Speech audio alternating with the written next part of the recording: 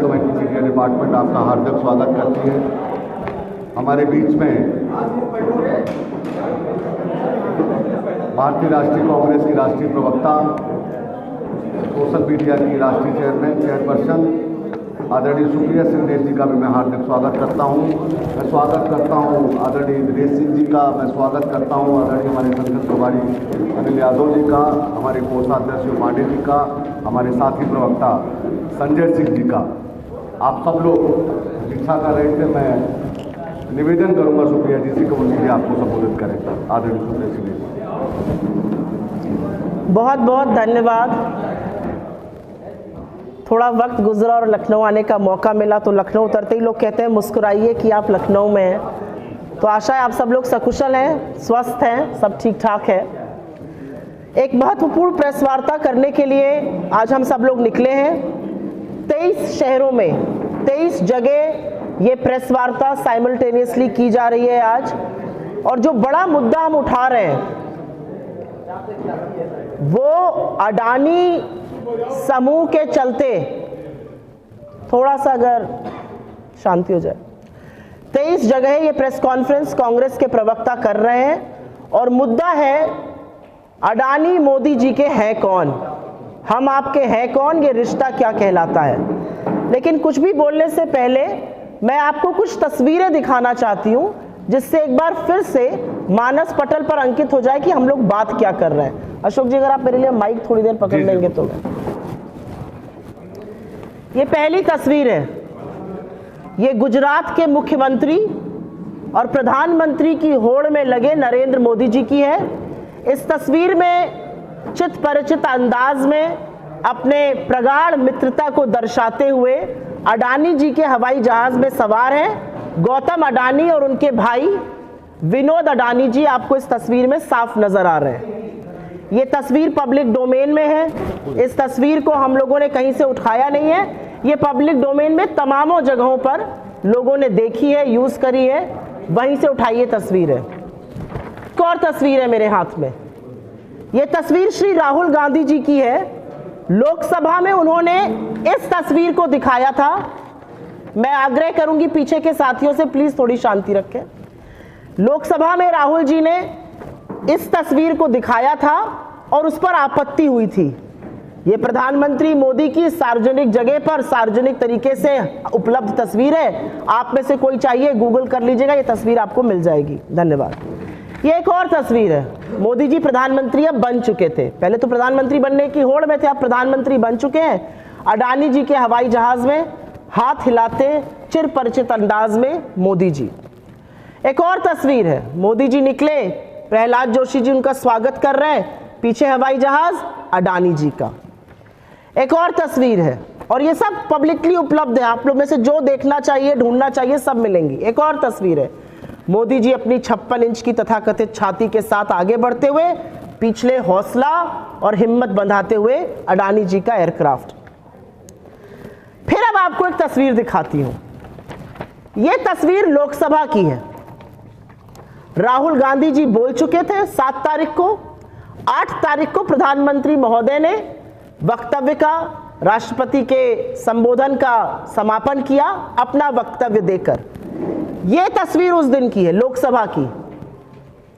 आपका नहीं पता लेकिन मुझे एक अत्यंत घबराए, एक अत्यंत बौखलाए, जिसका गला सूख रहा था और जो बार बार पानी पी रहे थे, ऐसे प्रधानमंत्री जी नजर आए।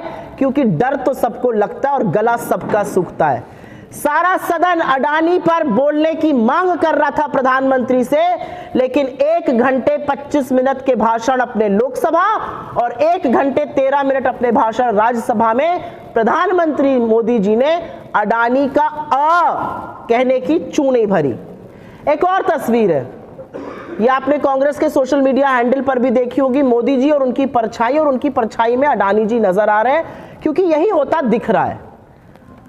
और तस्वीर दिखाने का मेरा उद्देश्य सिर्फ ये है कि एक बिजनेसमैन दावे के साथ ये कह सकती हूं, कोई और होता या कोई और सरकार होती तो ED, SFIO, MCA, directorate of revenue intelligence, income tax, SEBI, RBI, insurance regulator, ऐसी तमाम वो संस्थाएं अभी तक इसमें कूद पड़ी होती।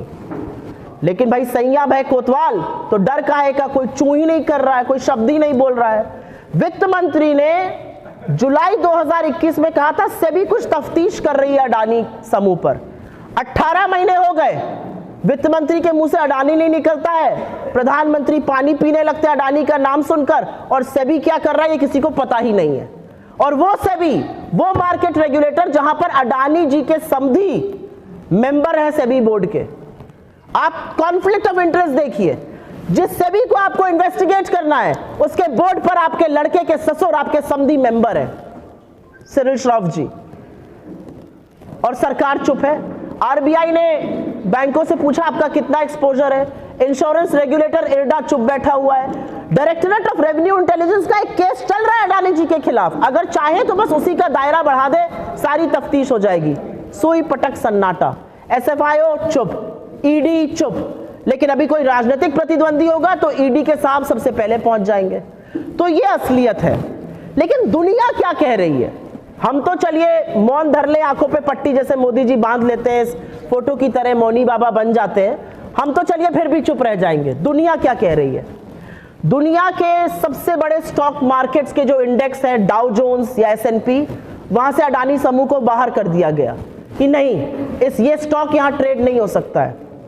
दुनिया के जो बड़े बड़े बैंक्स होते हैं, फाइनेंशियल इंस्टीट्यूशंस जो आपको लोन देते हैं कोलैटरल पर, चाहे वो क्रेडिट स्विस हो, चाहे वो सिटी ग्रुप हो, चाहे वो स्टैंडर्ड चार्टर्ड हो, उन्होंने कहा हम अडानी के बॉन्ड लेकर अब लोन नहीं दे सकते, इनकी विश्वसनीयता खत्म हो गई है। बड़े बड़े ब्रोकरेज हाउसेस ने अडानी को डाउनग्रेड कर दिया है। बड़ी बड़ी रिसर्च रिपोर्ट्स ने कहा है कि इनका रेवेन्यू बहुत खतरे में आ जाएगा, इनको लिक्विडिटी की प्रॉब्लम होगी।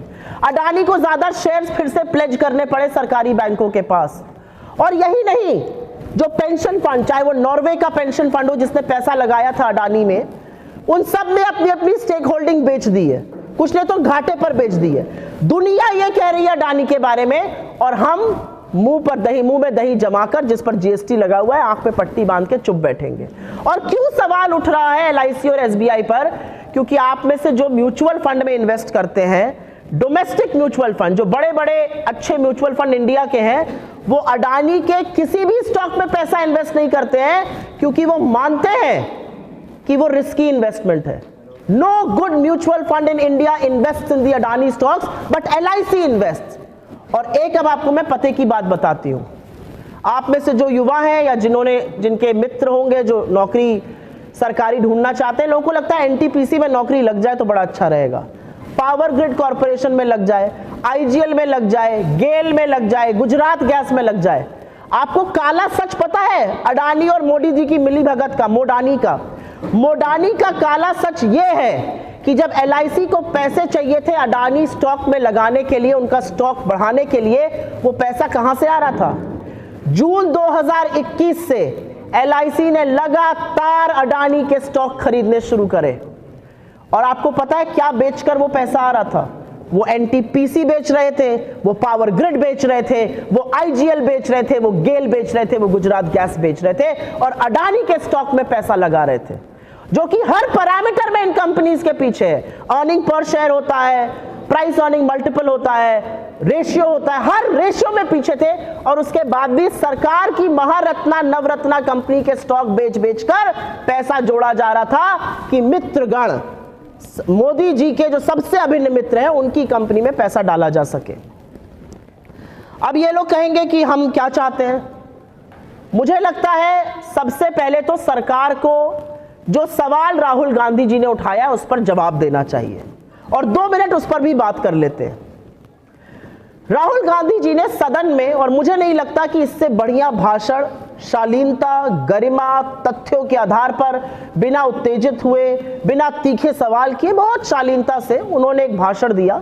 और उस भाषण में उन्होंने बोला कि हमारे सिर्फ 3 सवाल हैं आपके साथ। आपकी कौन कौन सी विदेश यात्रा पर आपके साथ अडानी जी गए,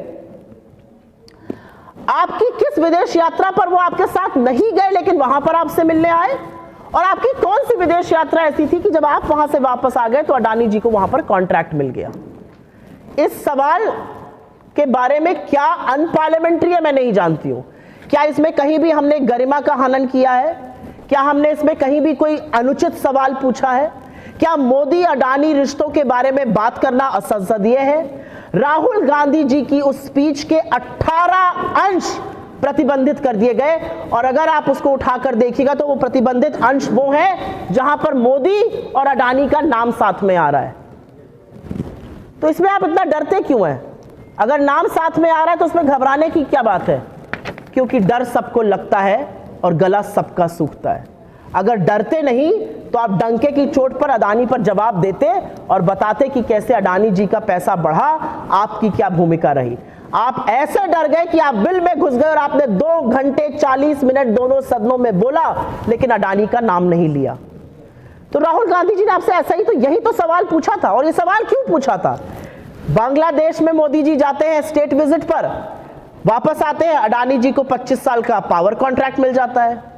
मोदी जी श्रीलंका गए, वहां का ऑफिशियल ऑन रिकॉर्ड, हम नहीं कह रहे हैं, वो वहां का ऑफिशियल कह रहा है, प्रधानमंत्री ने कहा अडानी को कॉन्ट्रैक्ट देना। मोदी जी इजराइल गए, इजराइल से वापस आए, हमारी सरकारी कंपनी को कॉन्ट्रैक्ट नहीं मिला, लेकिन अडानी जिसका डिफेंस में कोई रत्ती भर एक्सपीरियंस नहीं था, उनको स्मॉल आर्म्स लाइसेंस, एमआरओ, हर चीज का, हाइफा पोर्ट का कॉन्ट्रैक्ट मिल गया। और ये एक पैटर्न है। तो मोदी जी की डोमेस्टिक नीति भी और मोदी जी की विदेश नीति भी पूरी तरह से अपने मित्र के बचाव में, अपने मित्र को पनपने में और भगवान जाने पैसा किसके लिए बनाने में जुटे हुए हैं। मैं एक बात अंत में कहकर अपनी बात जरूर खत्म करती हूं। क्या हम एंटी बिजनेस है? कतई नहीं। मुझे लगता है कॉर्पोरेट इंडिया का, इंडस्ट्रीज का, बड़े बड़े बिजनेसमैन का उतना ही योगदान इस देश के बनाने में, इस देश के ग्रोथ में, इस देश की प्रॉस्पेरिटी में है जितना आम आदमी का। लेकिन जब रूल्स, जब लेवल प्लेइंग फील्ड, जब हर तरह का भ्रष्टाचार किया जाएगा सिर्फ एक आदमी की वेल्थ बनाने में, तो सवाल जरूर उठेंगे। और वही मोडानी में हुआ है। आपने रूल्स रातों रात बदले, आपने बाकी इंडस्ट्री को भी बाहर कर दिया, आपने लोगों को जबरन ईडी भेजकर, इनकम टैक्स भेजकर, उनके केसेस एनसीएलटी और आईबीसी में लाकर कान पकड़ के एसेट्स अडानी जी को दिए। अब जीवी के बेचारों के पीछे आपने ईडी छोड़ा हुआ है, तो वो मरता क्या ना करता वो तो कहेंगे ही नहीं, मेरे ऊपर कोई दबाव नहीं था। लेकिन आप पैटर्न देख लीजिए कैसे दबाव बना। अगस्त में उनके ऊपर रेड होती है, केस बन जाता है, जब एसेट वापस दे दिया जाता है अडानी जी को, केस खत्म। तो हमारा सवाल सिर्फ ये है कि रेगुलेटर्स इस देश के क्या कर रहे हैं, मोदी जी कब तक चुप रहेंगे अडानी पर, और इस देश को आप वो काला सच अपनी मिली भगत का कब बताइएगा कि कैसे कैसे आपने अडानी की मदद करी।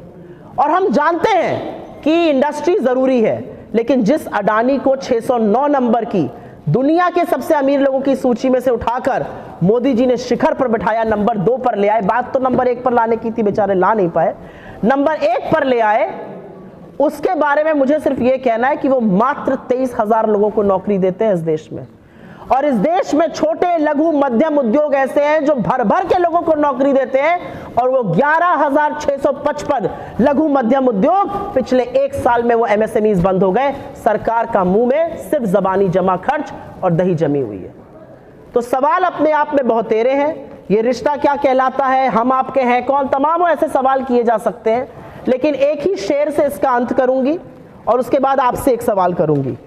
नजर नहीं है नजारों की बात करते हैं, जमीन पर चांद सितारों की बात करते हैं, वो हाथ जोड़कर बस्ती को लूटते हैं, भरी सभा में सुधारों की बात करते हैं। क्या आपको लगा मैंने कुछ गलत कहा?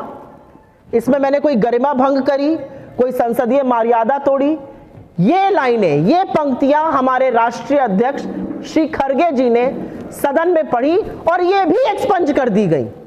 तो सिर्फ मोदी अडानी साहब का नाम एक साथ नहीं, ये भी एक्सपंज हो जाएगा। लेकिन ये देश देख रहा था कि जब अडानी पर बोलना था तो मोदी जी जैसे 20-25 साल के लड़के नहीं सीना ठोक कर बोलते हैं मैं सब पे भारी हूं, आप हैं भारी, आप हैं पनौती, आप पनौती हैं, आप भारी है इस देश के भ्रष्टाचार पर, आप भारी है बेरोजगारी पर, आप भारी है महंगाई पर, आप भारी है गरीबी पर, आप भारी है आर्थिक असमानता पर।